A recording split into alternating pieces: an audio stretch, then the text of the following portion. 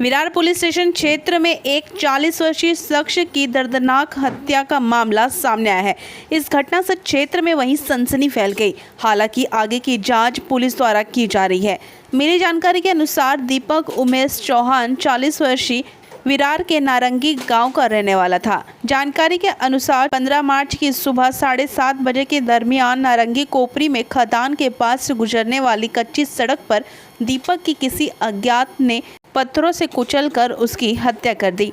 सूचना मिलते ही विरार पुलिस ने घटनास्थल पर पहुंचकर शव को कब्जे में लेकर पोस्टमार्टम के लिए भिजवा दिया। पुलिस के मुताबिक उपरोक्त घटनास्थल पर डीसीपी सुहास बावचे, एसीपी बजरंग देसाई, वरिष्ठ पीआई विजय पवार व पुलिस निरीक्षक घटनास्थल का निरीक्षण किया। पुलिस के मुताबिक पुलिस उपायुक्त परिमंडल 3 के निर्देश में अज्ञात अभियुक्तों की तलाश के लिए टीमें गठित की गई है तथा उपरोक्त हत्या मामले में अपराध का मामला दर्ज किया गया है। वहीं इस पूरे मामले पर पुलिस आगे जांच पड़ताल कर रही है।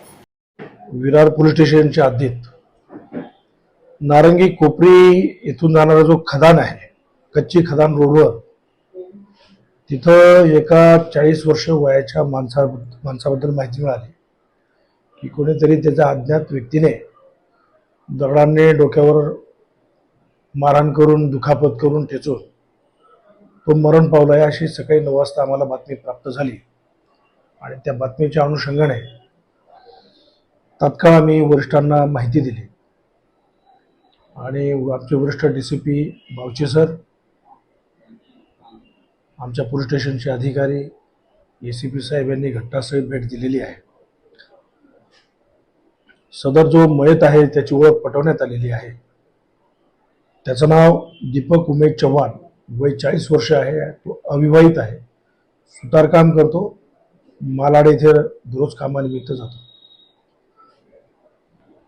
तर ते खदाने जवळून जाणारा जो रस्ता आहे, रात्री कोणीतरी अज्ञात इसमाने कोणत्या तरी कारणावरून दगडांच्या साह्याने त्याच्या डोक्यावर मारहाण करून गंभीर दुखापत केली। त्याच्यामध्ये रक्तस्राव होऊन तो मरण पावलेला आहे। विरार पोलीस स्टेशनला अज्ञात आरोपिताविरुद्ध गुन्हा दाखल करण्याचं काम सुरू आहे। डीसीपी बावचे सरांच्या मार्गदर्शनाखाली आम्ही 3 पथक तयार केलेली आहे। अज्ञात आरोपिताचा शोध घेऊन लवकरात लवकर गुन्हा उघडकीस आणणार आहोत आणि आरोपींना पुढील कायदेशीर कारवाई करत आहोत। मयत जो आहे तो नारायण नगरचा जयश्री नगर नारंगी गाव